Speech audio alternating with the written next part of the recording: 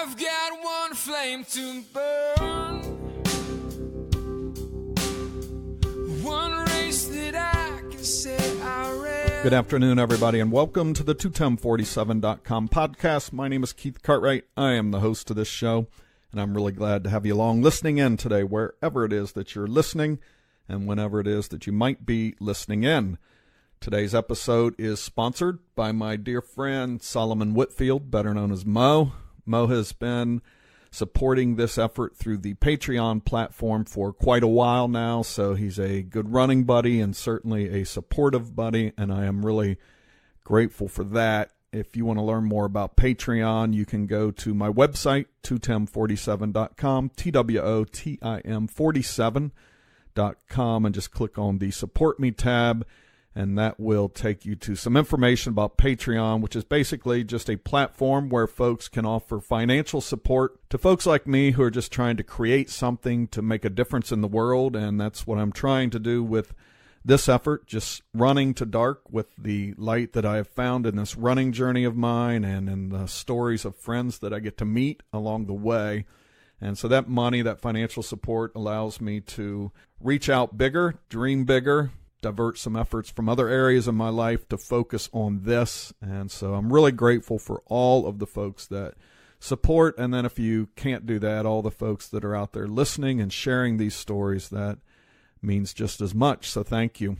Today's episode, we're going to do a little Run the Bluegrass 2018 recap.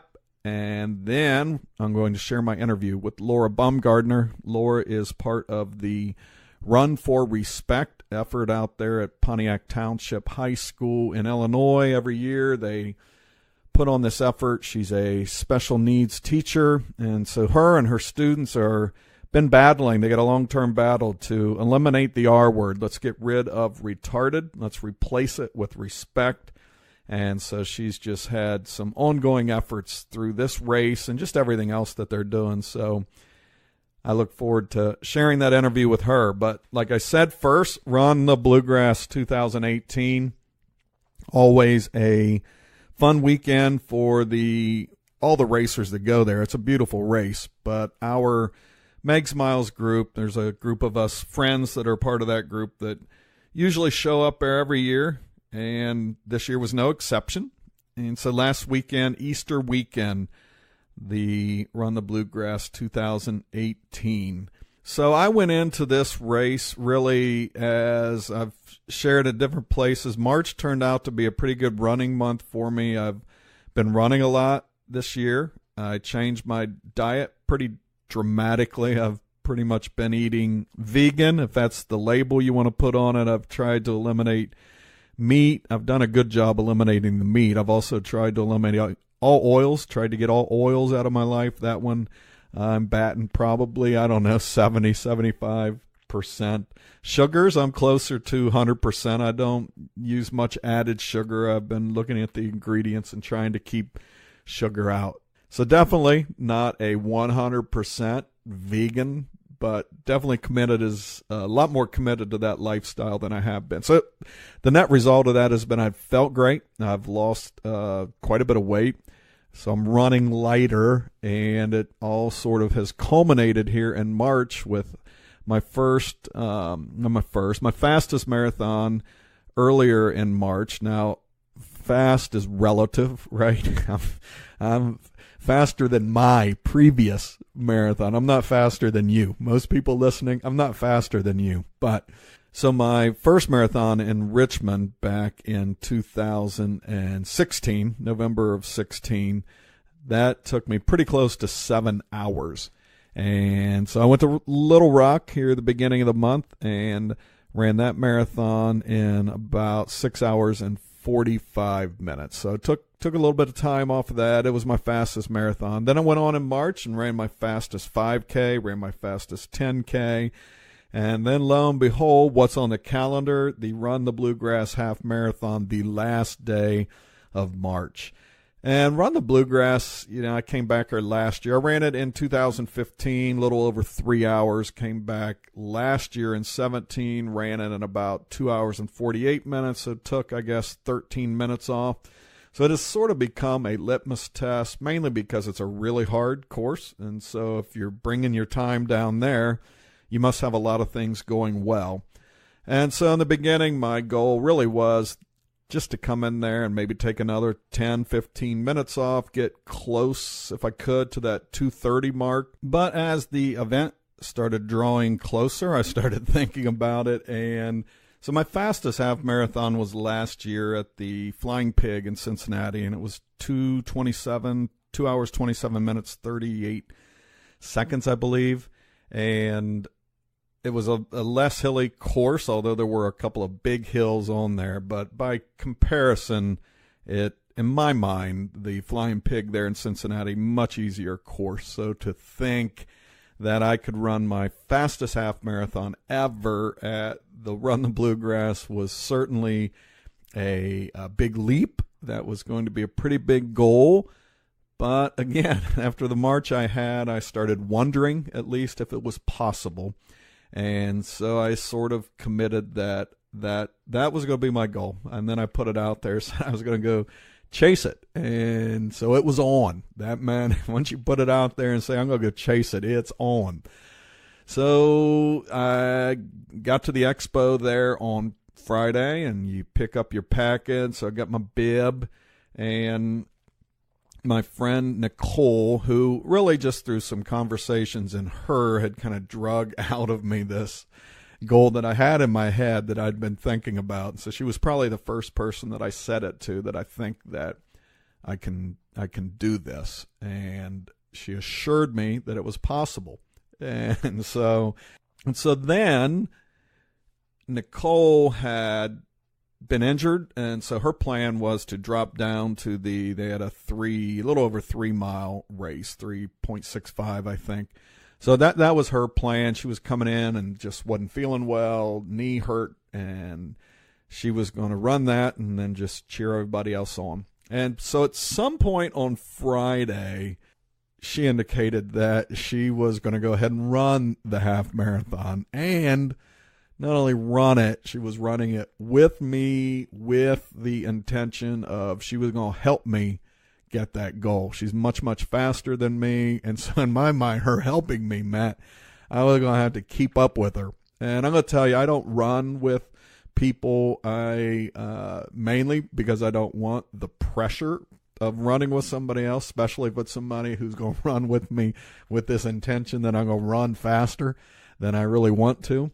So that was like what I started thinking about. I was, oh my God, she's going to run with me. She's going to be putting this pressure on me to keep up, to get this goal through 13 miles of just harassing me. And I am not very coachable. I'm just not a good student when it comes to, I just get out there. I just kind of want to be myself. I just want to run my own pace. I just want to be quiet. I want everybody around me to be quiet. And so I started having some anxieties. I didn't share any of that. Anyhow, I was moved that she wanted to do that and that she was going to be a part of this. So anyhow, race day came, and we lined up the start line together. I had a little goal in my mind. I figured if I could get to mile 9 and keeping about a 10-minute, 35 minute per mile pace to get there, that would give me a lot of cushion the last 4 miles, and which is needed because mile 9 is notorious for a great big hill. It's going to, number one, it's going to zap your pace. Number 2, it's going to zap your legs, may zap your mentality, may zap all your confidence. So I needed all the cushion in the world I could getting into mile 9. So Nicole knew this. I'd told her that.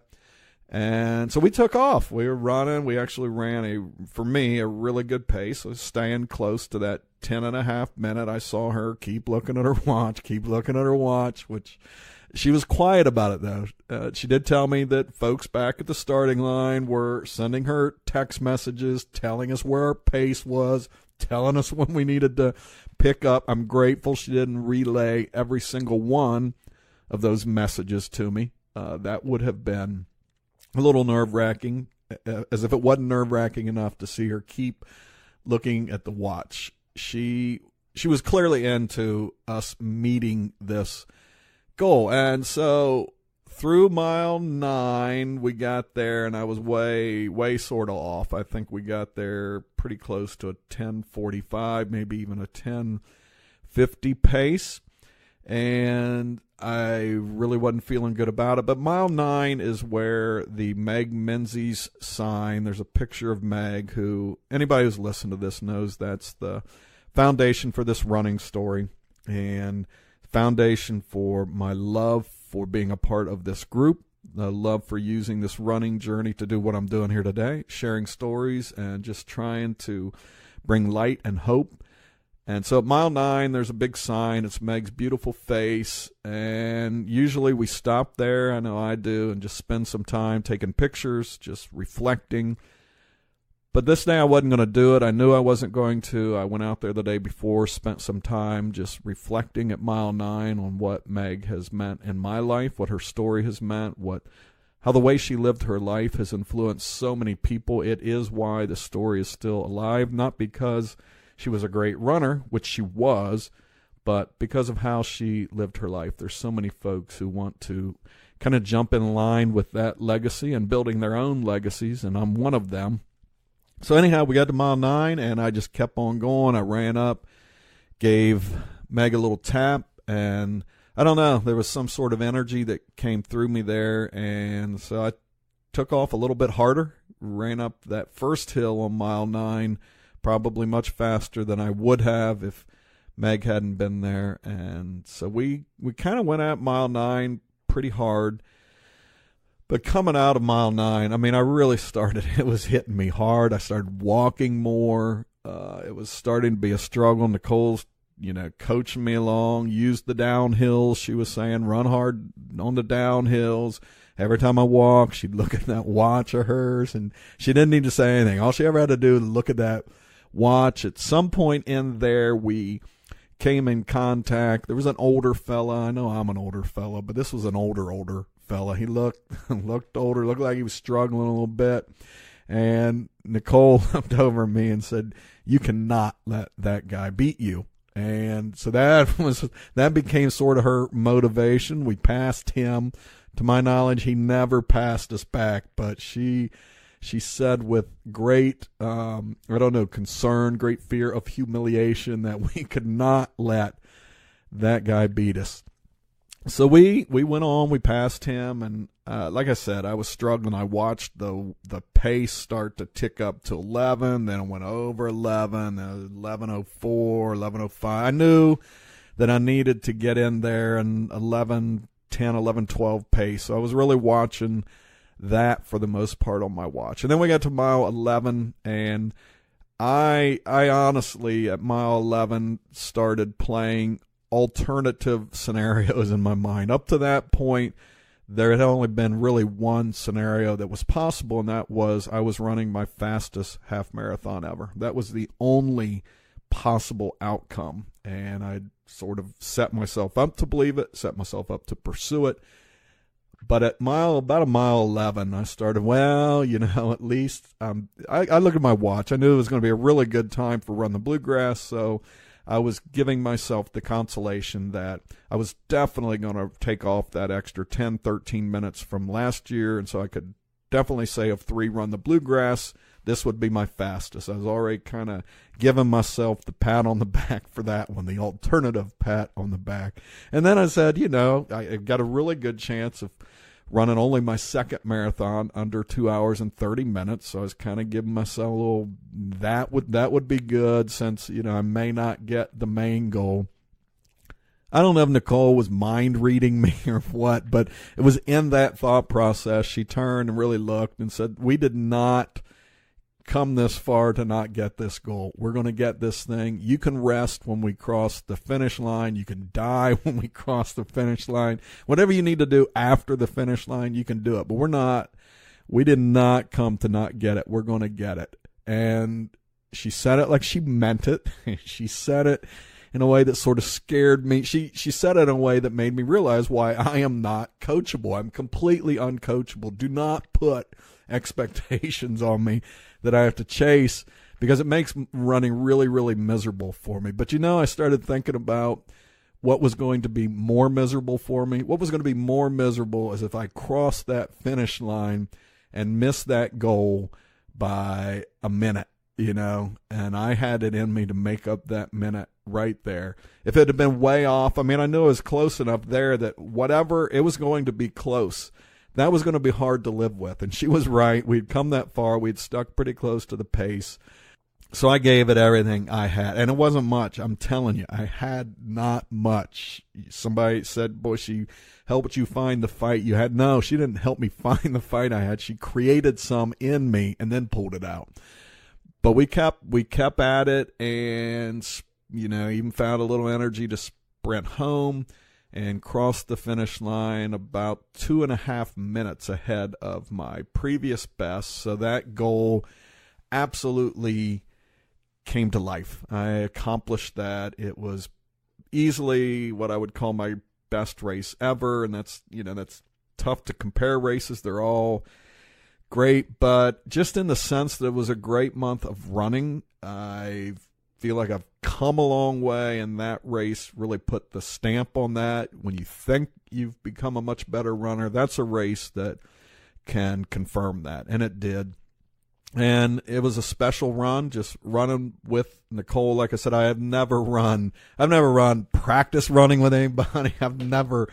I just am not a big fan of running with people, but it was a pleasant half marathon to run with her. It was really selfless on her part to get out there and, give up her own race and her own, potential to do something on her own, meet her own goals to help me get mine.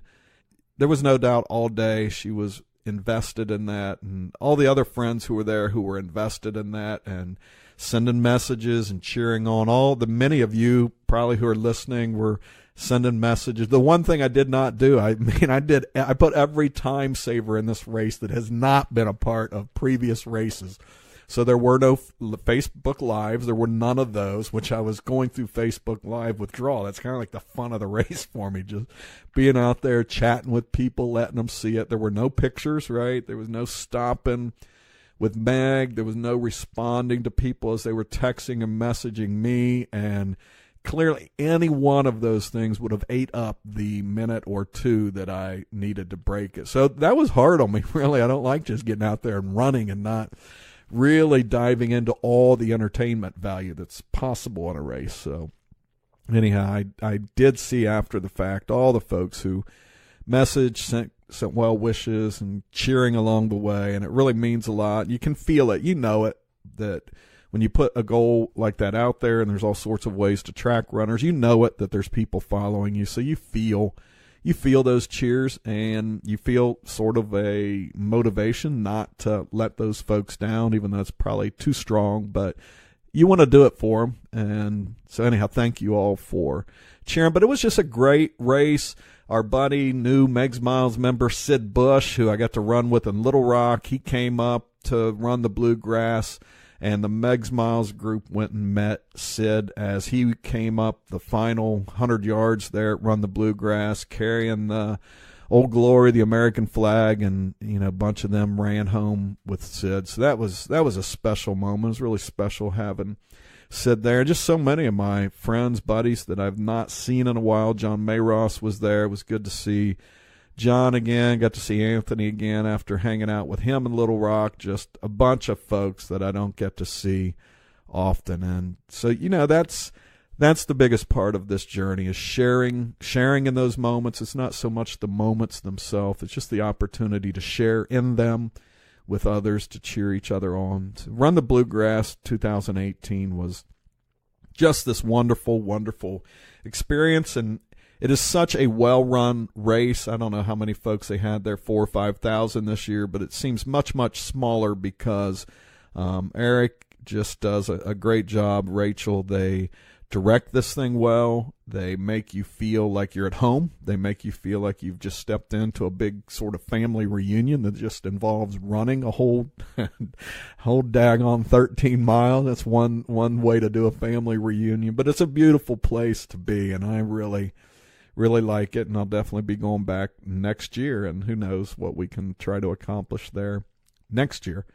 So anyhow, part of that race also involved Mike Smiles Group was supporting the Run for Respect. The Run for Respect is headed up by a special needs teacher out there, Laura Baumgardner, in Pontiac, Illinois at Pontiac Township High School. So her and her students, like I said, they've really taken on this effort to end the R word. They want to get rid of the word retarded, replace it with respect.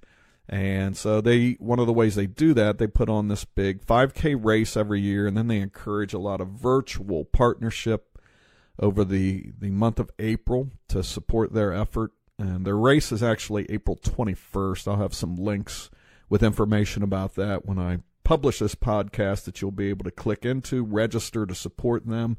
You may want to do that after you listen to my interview with Laura. She is just, my goodness, filled with passion, filled with heart, loves her students. You can hear it the whole time she's talking, just how much she loves her kids. I actually had a chance to spend some time with her and 3 of her students last year in Chicago. We were there for a conference, and Laura and 3 of her students drove over to meet with myself and Tracy Outlaw and Dawn and Pam, just some Dawn's family. And we all get to hang out at Starbucks. And like I said, these are special needs students. There was anything but they were just special. They were just special people, and just a little different like me and everybody else. And I'm going to tell you what we did. We sat there and talked Cubs baseball. We talked jokes. We talked coffee, drank coffee. It was just fun hanging out. And those kids touched my heart that day. And so I have interviewed Laura, let her talk to us a little bit about her students, a little bit about this Run for Respect race. And so I look forward to sharing this conversation with you. And why don't I just turn you over to do that now? Let's listen to my conversation with Laura Baumgardner. Well, I want to welcome Laura Baumgardner to the 21047.com podcast. So welcome, Laura. Thank you very much. Thank you so much for having me. It's great to have you. So you and I, we met in Chicago last year in real life. We had met online before that, and you came to Chicago with 3 of your students. You are a special needs, special education teacher at Pontiac Township High School in Illinois, right? Yes, that is correct. Yes, I am from Pontiac. I went to high school here in Pontiac, so I came back and am teaching at the school that I attended. That's awesome. So I'm curious, going back to the beginning, how did you get your interest in teaching, and then specifically in special education teaching? Sure. Well, my mom is a retired first grade teacher, and my dad was a high school English teacher before he became a Lutheran pastor. So education was always a very important part of my growing up, and I've always been involved with schools. And when I was in high school, I really wasn't sure. I thought about maybe becoming an English teacher. I thought about going into psychology, and I had a sociology teacher that said that we had to do volunteer work. And so I didn't know where on earth to do my volunteer work, and he suggested for me to go over to the multiple needs classroom at one of our grade schools. Now, I had moved to Pontiac when I was in 8th grade, so I had never had, and we were in a really small rural school before that, and so I never really had any interaction with anybody who had disabilities before that. So I went into this classroom, and all of the students had pretty significant disabilities. And I was assigned to work with a little boy named Tommy. And Tommy was in a wheelchair, and Tommy was blind. And so they said, okay, Laura, what we want you to do is to have Tommy take these little cubes and put them, and hand over hand, and have him put them into this box. I'm like, okay. So I did that, and I kept having to have him do it, and I'd come back again the next week and do it. Probably, I don't know, maybe my 3rd or 4th time, Tommy did it on his own. And it was the most exciting thing I had ever witnessed. I went home that night, sitting at the dinner table with my mom and dad and said, I know what I'm doing. I know what I'm doing with my life. I'm going to be a special education teacher. And I have never doubted that decision since that very day. So it was all about Tommy. And Tommy then, in years later, was up here at the high school. He was in the multiple needs classroom, and I teach in the life skills classroom, but I did visit him a lot. And his parents are wonderful people. And unfortunately, Tommy passed away a couple of years ago, and he always will hold a very, very special place in my heart. Isn't that amazing how we just get these little prompts in life and then it just leads into bigger things, and we're going to be talking about bigger things as we move on through this podcast. I just always love hearing these, what I call God whispers. I've just had so many of them in my life. You don't really know what he's whispering at the moment, but then when you look back, you're like, well, maybe it wasn't even a whisper. He was kind of screaming this thing. Right. I know, and I really do believe, and my mom says it all the time too, that this really was your calling, Laura. This is what you were supposed to do. You were supposed to be a special education teacher, and I really do, in my heart, believe that was my calling. And so how long have you been a teacher now? 28 years. Wow. Yeah, 28 years, 27 of them here in Pontiac. And then my very first year was over in a small high school near Pontiac, because when I started teaching, the life skills program was not here at Pontiac Township High School. They were still being housed in the grade school. And then the state came in and said, no, that's not age appropriate. So actually, myself and my assistant and the other life skills teacher, all three of us started this program 28 years ago. Unbelievable. How many kids have gone through that program in 28 years? Oh my goodness. I'm not really sure. At one point I was trying to keep track of all of my different students. But one of the neat things is with social media and Facebook, I am friends with so many of my former students, and I love getting all the messages from them and them contacting me about different things, and I really love that I still have that connection with so many of my former students. I spent 13 years working in residential program, actually is residential wilderness programming for at-risk kids, and I've said that too. So I love Facebook, social media, this ability to keep up with some of them, see what's happened. I just absolutely, it has brought more meaning down the road as, as time goes on and you get to see what they're doing. So I understand that one. And then in addition to that, we have a huge peer partner program. So our general ed students volunteer their time either in the classroom, or we plan weekend activities for students.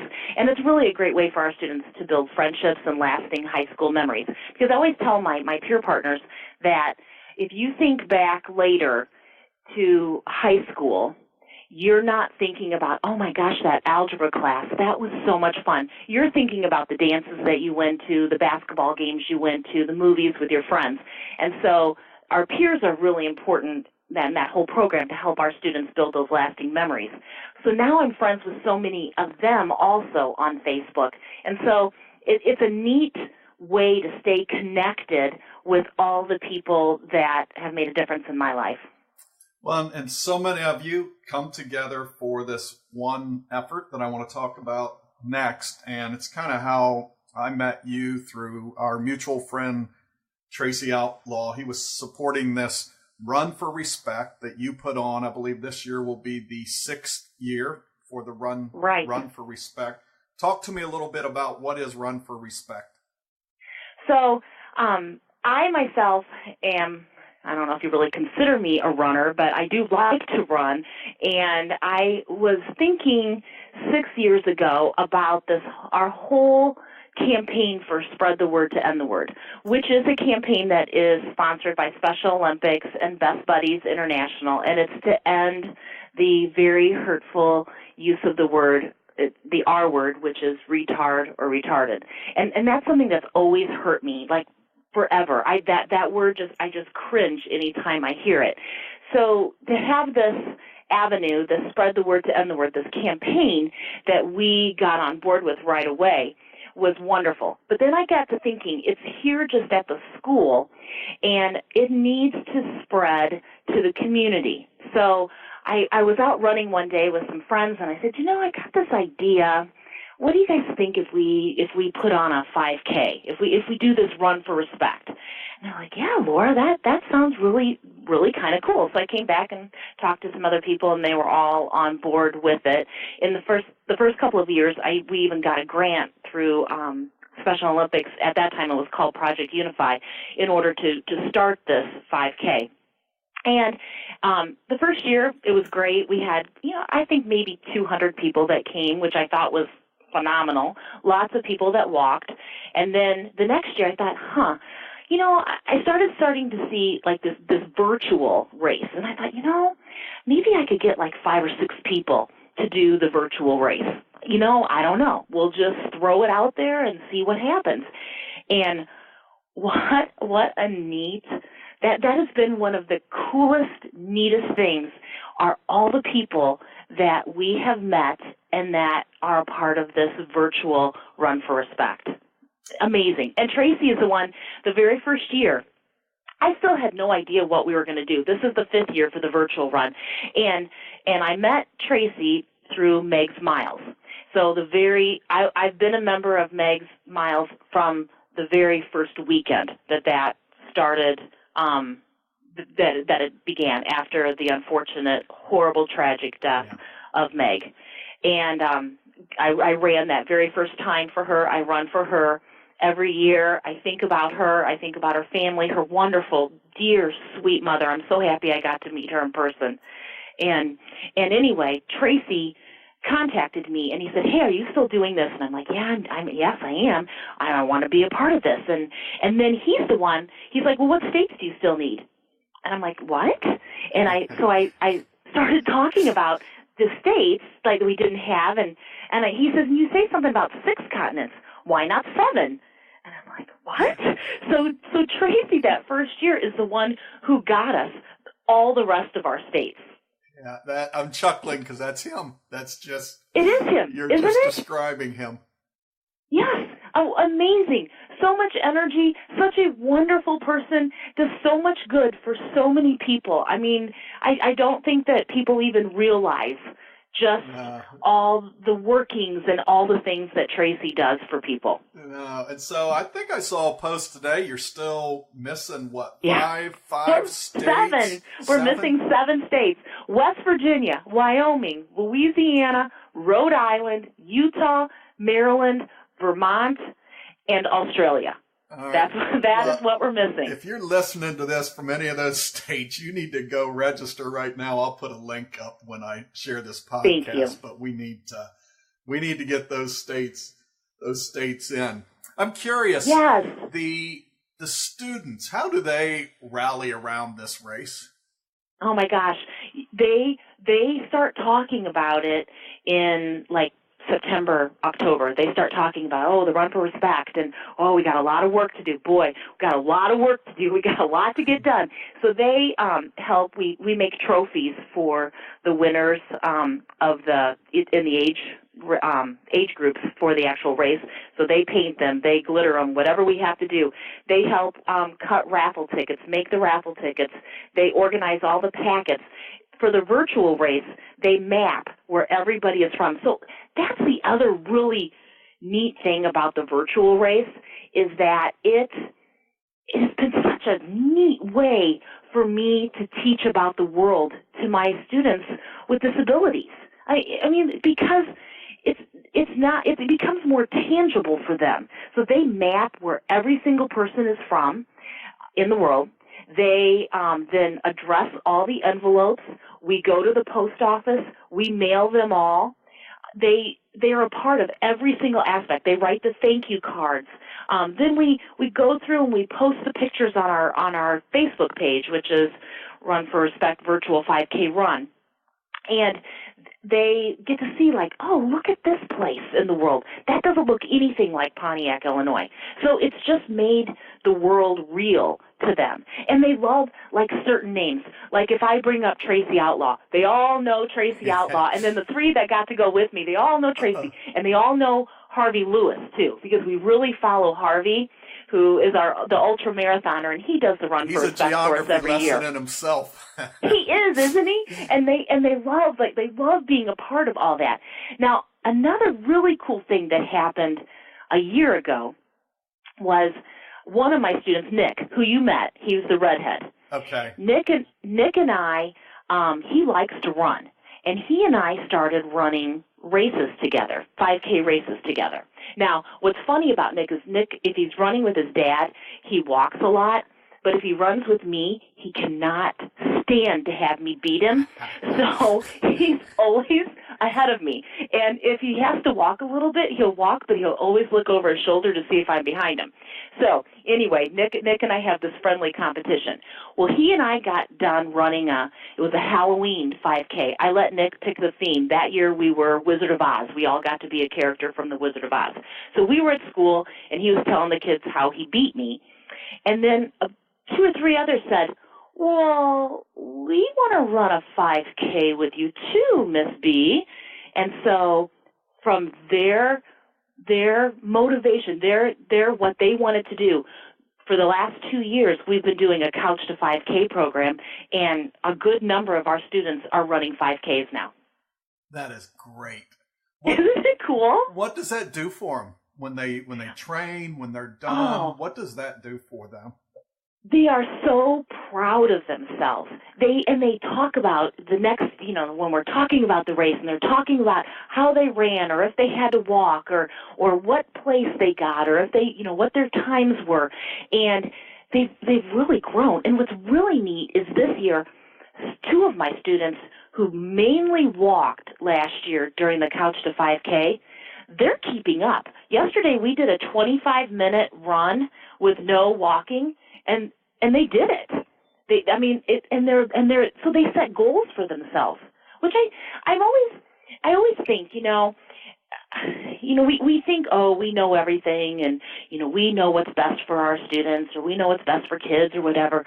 But I love that my students with special needs are always teaching me things. Yeah. I never would have thought to have all of them run a 5K. They're the ones who said it. It's just so neat to me. It's just, I don't know.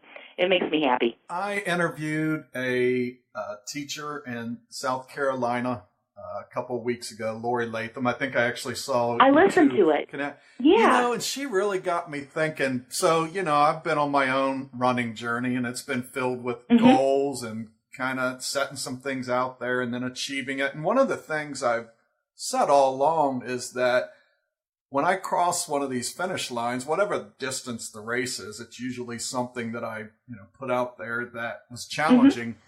I said, when I cross those finish lines, I find myself thinking far more about the additional things I can do more than just celebrating what I just did. And when I was talking with Lori, and she was talking about this group of students that they all trained and ran their first half marathon, they were seniors. And I thought, that really should be something that our students should do. It's something I wish that I had done much, much earlier because of that. It just unleashes this idea of possibilities. And so I love hearing that your students are doing that. For that reason alone, I think when you do that, just the possibilities start opening up. It does, doesn't it? And then they realize, oh, I can achieve this goal. What other goals would I like to set for myself and try to achieve? And it doesn't matter what your ability level is. It doesn't matter what your cognitive level is. Everybody can set goals, and everybody can work towards trying to reach those goals. We all have journeys. We all have ways to improve upon ourselves. And it's neat when I watch my students and I watch what they can do. And I know this isn't about the Run for Respect, but another thing that we do, which is another way that I've really seen my students grow, is we do a life skills play every year. And in fact, this year was our 18th year. We just did Jack and the Beanstalk. And in the beginning, it was just one of those ideas that Beth, who is my assistant, she's my very dearest best friend too. We've been working. We became best friends in 8th grade when I moved here, and then now we've been working together for 28 years. That is so cool. We're kind of like Lucy and Ethel sometimes, I think. That is so good. But anyway, we the first year we were like, why don't we just put a play on? And so it was very rudimentary that very first year, and the kids held their scripts and they read their parts. And then as the years went on, I had one of my students say, I think I'm going to memorize my lines.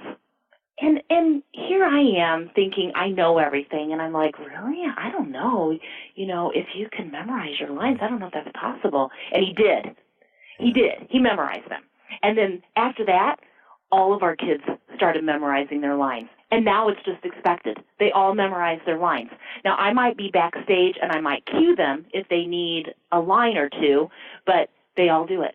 And it's amazing to see them. It is just it's so cool. And when they get that standing ovation at the end, because our student body is so supportive in our school and our community, wow. I mean, just think of the stuff that's going on in their brains as they are memorizing things, and they have to feel scared to get up in front of an audience, but yet they still do it and they still perform. And I don't know, I just think it's a pretty cool thing too. No, and I think you offer a great reminder, even to me as a dad. I've got 9 and 11-year-old boys, and they'll throw out there sometimes, I want to try this, or I think I'll do that. Mm-hmm. And my initial reaction is, I don't know if you can do that, but I try not to say that, but then they do. They remind us, they teach us, they show us that they're often capable of far more than we believe. Absolutely. Absolutely. And I know when you met Austin and Mitch and Nick last summer, they're great young men, and they have so much to offer the world and so much to give. So I thought that was so cool. No, cool is it absolutely. It just touched my life. And I've shared the story over. I wrote about it a few times that, because we all do. I think it's hard. We have these preconceived notions, judgments, whatever you want to call them. But in that moment, sitting, and it was a perfect location, just sitting at the All-American Starbucks with these 3 young men having conversations about Cubs baseball, cracking jokes, talking about school. There were no special conversation accommodations made, right? No. I didn't have to alter what I talked about to not reach at all. them. We just had a guys chat, and they touched my heart. And, that's, goes a long ways towards why I'm talking to you right now about this race. And I was at Run the Bluegrass last weekend. I think we ended up, there were about 25 of us maybe who wore Meg's Miles Run for Respect bibs on our back. And it was funny, it's the first race. I've run a bunch of them. It's the first race I've ever run without any music. I just said, I'm really focused on running a good race. I didn't run with anything. I wanted to hear everything. I bet I wasn't a mile into the race when there were a couple women behind me, and I heard them chatting. And all of a sudden I hear them say, hey, we got to go home and check out this Run for Respect thing. That sounds like a great idea. So I don't know how many did. Eventually, at some point, about halfway through, my bib fell off. But everybody else's, I got too sweaty. But I'm curious. What is it, do you think, about, because I'm telling you, I've just seen this in the running community. What do you think it is about the running community that rallies around not just this cause, this Run for Respect, but I just see the running community rally around so many of these similar causes. What do you think it is about them? I know it is an interesting concept, isn't it, to think about why runners and why the running community is so supportive.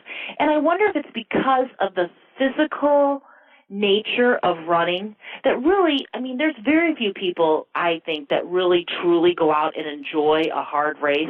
Harvey, yes, we know Harvey enjoys it. But other than him or Gina Slabby or Steve, her husband, or somebody like that, all the rest of us, it is a challenge.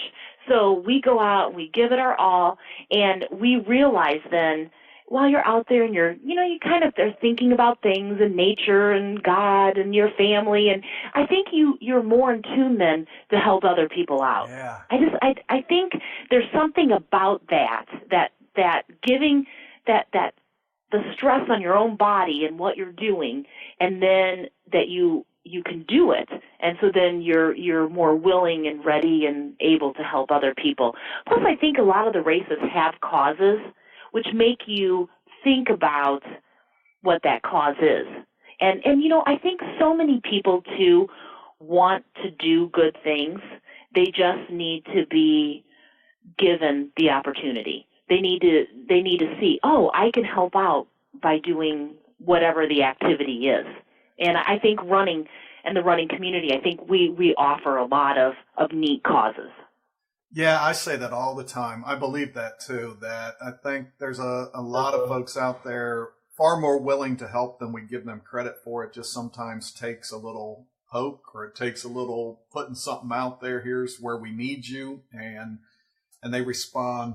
I was talking with somebody last week, and I asked that same sort of question, what it was about the running community, and you just sort of extended it for me. His idea was that, one of the things he said is, I think we could solve a lot of the world running problems if we'd all, or a lot of the world problems if we'd all just go run together. I asked him to explain that a little bit. And he said, runners, they kind of all understand what each other are going through. When you're in the midst of a race, you're all doing the same thing. You're all taking on the same struggle. So you kind of get one another. And, you just made me kind of connect the next dot. Maybe in getting one another, it increases our, ability to be empathetic towards folks outside of there.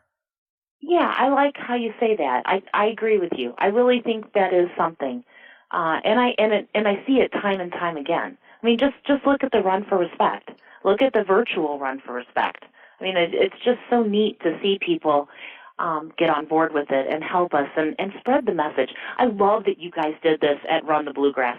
Some year I really am going to come to that race. I'm friends with Leah, who and I know she was there and she's in charge of a lot of it. And I thought, I'd love to come down. And Leah only lives 10 minutes away from me. Yes. Nah, she's excited about, she's coming to run the real deal. She's not going to do virtual. She's coming all in. No. That's right. And Dawn's coming down, too, who we met in Chicago last year, too. Oh, that's great. She's a good soul, too. That is wonderful. She is. Yeah. So she's going to be here, too. I'm so excited about it. I just think it's just such a neat thing to have people involved. But Run the Bluegrass, I just think that's neat. And I wanted to ask you, if people did ask you about what the R word is or what spread the word to end the word, and I did see some new Megs Miles people did register, so that excited me too. Good. Yeah, no, like I said, I know somebody was running behind me and mentioned checking it out, so I can't believe they were the only ones. Yeah, that's neat. That means a lot too.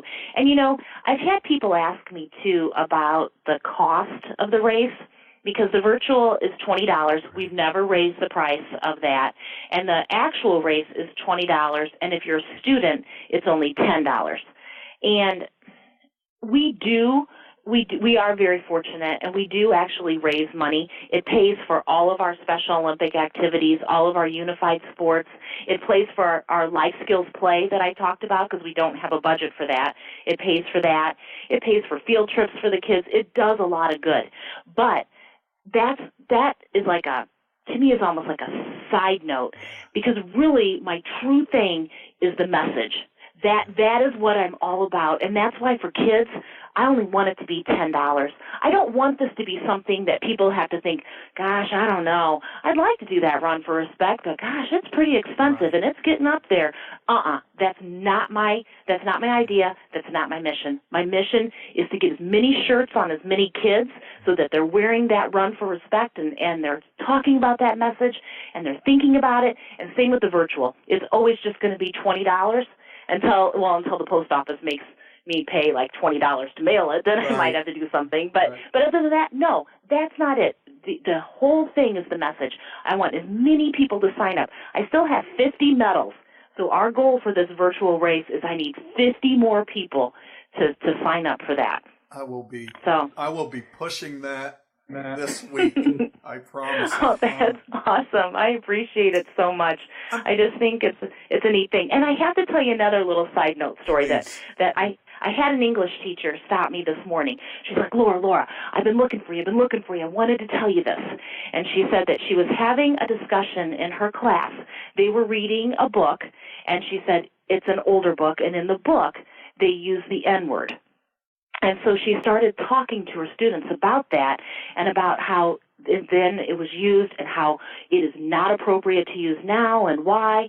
And she said in her class discussion, they all talked about the R word.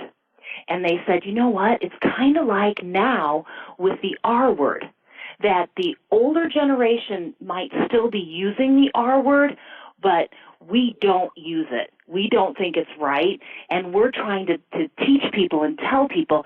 So they said eventually, as kids keep growing up, that's not going to be a thing anymore. Isn't that cool? Great. And it's a good lead. I know. It's a good lead into this. I wanted to ask you, because you've been doing this for, going on 30 years. And how close are we to actually doing that, eliminating the R word? How much closer are we to students getting the kind of respect that they absolutely deserve for just being fellow human beings like we are? What kind of progress have you seen over the years in that? I really am seeing a change. Now, one of the things that we do, when I started the Run for Respect, students came up with ideas too. They wrote grants and they came up with ideas. And one of the ideas they had was to do a poster contest with the grade school kids. So for 6 years, we've been going to all the area schools, talk to probably 2,000 kids, and every year we give our message about respect and we do a poster contest. This year we got like 900 posters in. Every year we get a ton. Yeah, so every student here at the high school that have been listening to me and to my peers and to my students, because my students go out too and talk, for, since they were in grade school. So this is now becoming, in my opinion, embedded within our culture of Pontiac and within our community. This year we went to a grade school, had second and third graders. And I usually start out with, so we're here to talk about spread the word to end the word. We're trying to end the R word. I said, I hate that word, but who knows what that word is? First time ever, second and third graders didn't know what the R word was. They were raising rotten, ridiculous. They didn't know. I didn't tell them. And then as I went to the other schools, I said, you guys, as big brothers and big sisters, are doing your job, because the little kids didn't even know what the word was.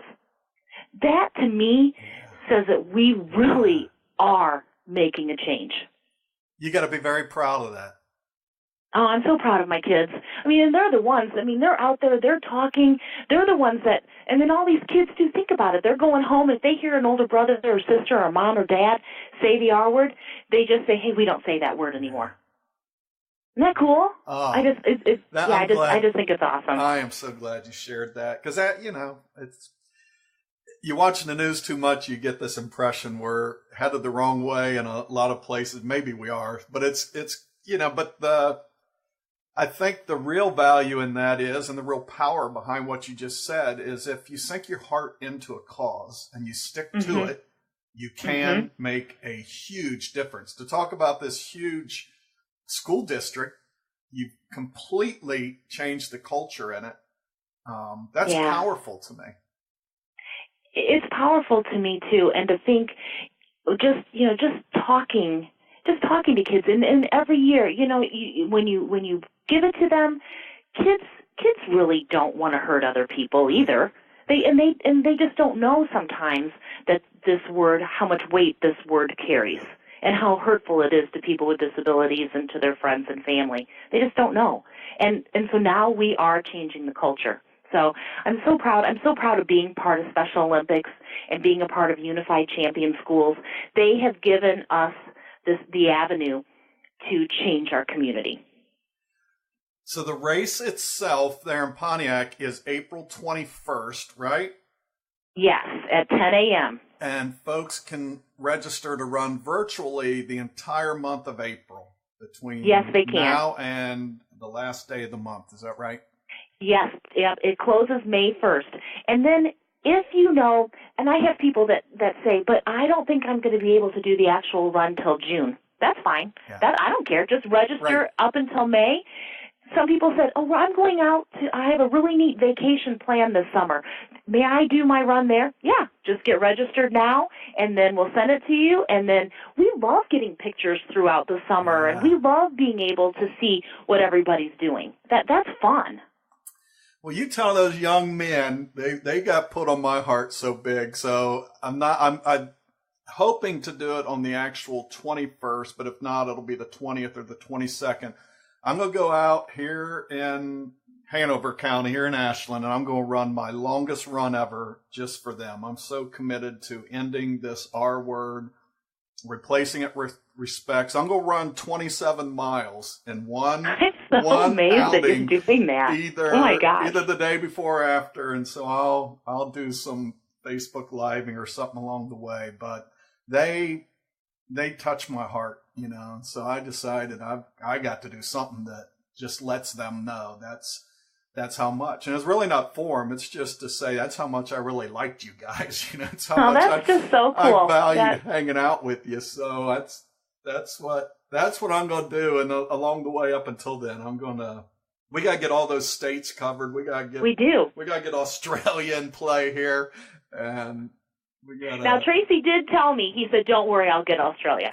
So, and he wanted to know the other states too. So I think so. And I think if he knows that I have 50 more medals left, I know Tracy, I know he's going to help me with it too. And you are helping me. So I think we're in good hands here. Well, especially when we get off here, I'm going to call up Outlaw and see what his problem is. I heard there's 5 states uncovered. What's he doing? Slacking? Exactly. There you go. That's funny. That is so funny. But isn't again, and just to kind of wrap it all up, isn't it amazing when you think about Meg? Yeah. And you think about how such a tragedy has turned into such a positive, forceful group. Yeah. I mean, you know that it is directed by God. You know it is. Oh, you know.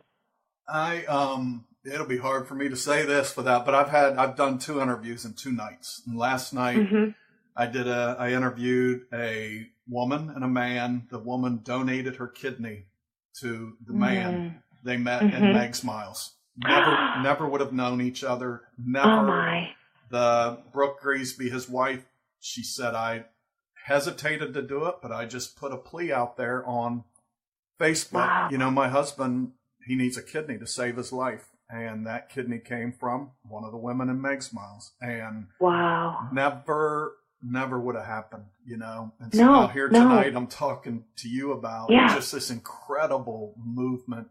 And the beautiful thing about both of those stories is, and Meg was an incredible runner. She was hit and killed when she was training for the Boston Marathon. So she was very accomplished. But I have no doubt everything I've learned about her, these 2 stories I've talked about the last 2 days, she would talk about them first before she ever talked about a running accomplishment. That's where her heart was. Absolutely. Right. I believe that too. I do too. And the good that continues to happen and the people that are connected and the people that I've met through Meg's Miles, I'm in awe over it all. I really am. I just think it's one of those really wonderful, special things that we're involved in. Yeah, no, I think, you know, tragedies are hard to accept. It's, you know, we talk much with Meg's mom, Pam. I'm really glad you got to meet her. You got to see firsthand the hurt that comes with tragedy, but you also get to see firsthand that tragedy's not the last word. You know, God's got some plans sometimes that we just do not see coming, and they just keep. I was reminded of it in Lexington again this weekend. All those folks showing up there to run for Meg, run for respect, and just to think and Meg's picture was out there at mile 9. And, I know. I know. It's always so emotional to run by there because I can't help but think I grew up in this little community where Meg grew up. And right. to sit and know, number one, I was never a runner, so here I am out running. And then 2, 500 miles from home, out on this rural horse farm road, here she is. And I know. Only God is Amazing. all I can say to that. Only You're right. God. You're right. Was that the first time you've met Green, or you've met him before? I've met Green. too? No, I've done Run the Bluegrass 3 times, and I've got to meet Green each time. I love that guy. What a neat guy. I do his monthly challenges, and boy, I would love to meet him in person too someday. I think he sounds like a great guy. Everything that I hear and I communicate through Facebook, pretty awesome. He's an incredible guy, like so much of that running community. And Mm-hmm. Yeah. Laura, I am grateful. I'm going to tell you that it doesn't take long talking to you to figure out you're the right person to be in for this cause. I am so grateful you're working with our kids, and your heart just pours out for it. So I am thrilled to be a part of your story. Will be for a long time to come. And like I said, when we share this, we'll put all the links out there to get folks registered to. Thank you. I'll put the link to the life skills play too. I actually got to watch that. So yeah, it's a good. You did get to watch it? Oh, absolutely, yeah. I was watching it live the day when you did the morning. Awesome! Deal, I'm so glad you did. Weren't they good? Weren't they really good? They're great. Yeah, they're great. Good. Give them my best, and like I said, I look forward to running for them later in the month and getting some other folks to run for respect along the way, and not just this month, but let's keep respecting people long after April 21st. You got that right. Yep, that is the mission. That is it. Laura, God bless you, friend. I appreciate you being on here, and I look forward to following all the Run for Respect the rest of the month. All right. Thanks so much. Have a great night. Have a great night. Yeah, bye-bye. You too. Have a great night. Okay, bye-bye. Well, I hope you enjoyed that conversation with Laura Baumgardner. What an inspiration. What a source of hope for all of us. And I really hope you picked up on that part where she has just invested so much heart, time, and energy into this cause that she's passionate about. And the outcome has been a difference. And too often I think we underestimate the opportunities we have to make a difference in this world, to lean on these calls that God puts on our heart, these gifts that he gives us to make a difference. I think sometimes we just don't feel like we can make a difference, and so that holds us back from leaning into him, leaning into the cause, and then the world suffers because we don't get to feel that difference made. But what a huge difference in the lives of her students and the lives of that school community, and I bet the surrounding community, and I imagine in all the communities that get involved in this virtual run. I mean, it is an impact that has transcended just this run for respect itself. So a lot of admiration for what's happening there, certainly, but I picked up a lot of inspiration from Laura myself, and makes you want to go out and work a little harder for the things that mean a lot to you. And so thank you, Laura. Thank you to those students. I will be including links to all of the things we talked about in this podcast at the various places where you will get linked to this episode. And hopefully you'll go out and register. If you're in one of those states that need to be part of this thing, register, or I'll sick Tracy Outlaw on you. But anyhow, I'm glad you came in and listened today to the Run the Bluegrass recap and to the interview with Laura Baumgardner. I will close today for all of you who have stuck around and listened to this episode. Going to give you a preview into the what's next, right? Had a big March of racing. Running's come a long way. And so looking into the future, I don't do well if I don't have sort of a next big goal out in front of me. So I do have a big one out in front of me. In fact, it's a big and scary one. And it's really been shaped by 3 things, I think. A couple of different podcast interviews. One of them was with my friend Jenny Baker. I interviewed her, I don't know, it's probably been a couple of months ago, and Jenny and her husband are race directors of a race down in Georgia. It's called the Georgia Jewel. It's a trail race, ultra race. It's 17, 35, 50, and 100-mile options through these trails up some mountains there in northern Georgia. And so that interview with her put, I don't know, it planted a seed of some kind that I didn't know at that time, but I know that Jenny's interview, my conversation with her, weighed on my heart. Then I interviewed Dave Jones from Eternal Endurance not too long ago. And you know, Dave is the guy, if you listen to it, Dave did 50 marathons and he did marathon in all 50 states and then one on 8, right? Go back and listen to that, 8 continents. And he did that all in 1 year. And Dave went from a non-runner, a 25-year smoker, to running all of these races and some crazy, crazy races. And I asked Dave point blank, why? Why do you keep doing this? And his answer was just very matter-of-factly, because I haven't discovered my limits yet. And went on to say that with God, he's not quite sure what those limits might be. And so he's going to keep on chasing them. So that put something in me too. It's like, okay.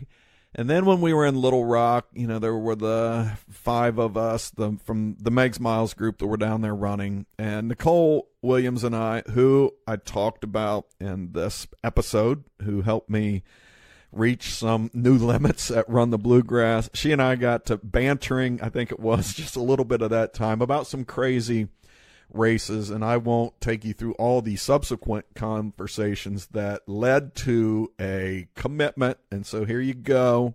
Here's the next big running goal. I don't have the exact date, but it's the end of September. Nicole and I are going to run the Georgia Jewel. We have come to refer to it as the Planet Jewel because it's like another sort of worldly type race in our minds. But we're going to run the 35-mile version of the Georgia Jewel. We'll have a 12-hour time limit, so God bless her trying to carry me through that one. If she thought carrying me through a half marathon was challenging, and on a relatively, I never thought I would say this, on a relatively flat course, because Run the Bluegrass is flat compared to the mountainous terrain of the Georgia Jewel. But if she thought that was tough, oh my goodness. But here we go. And in all seriousness, it really does have to do with this exploring these limits that God just keeps putting it on my heart, that the more we will, and Dave Jones talked about daring greatly, and I think that's where we find more of God in our lives, is when we just dare to step out there and see what he can help us achieve. And then in that, I think, is stories that really glorify him. And that's really what this next sort of race is all about. So I'm fired up in a way to be looking at something new, going to venture into trails, going to venture into climbing, I guess, and certainly running a whole lot longer and further than I ever have. So anyhow, really looking forward to that. Wanted to throw that out there. I promise you will be hearing more about that as the summer months go by.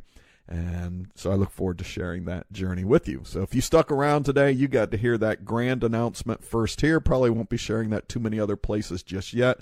Want to focus on my 27-mile run for the kids out in Pontiac, Illinois, and just those young men I got to meet in Chicago. So I look forward for my birthday this year, that's my run. It's going to be that 27-mile or something I've never done, and I look forward to doing that. So you all have a great day. Thanks for listening in to this episode today. I hope you'll come back for the next conversation coming up later this week with the Griesbys, Brooke and Heidi Griesby, and Brandy Bean, the organ donor for Brooke. It's a powerful, powerful, selfless message, and it's a great story. So I'll be sharing that with you later this week.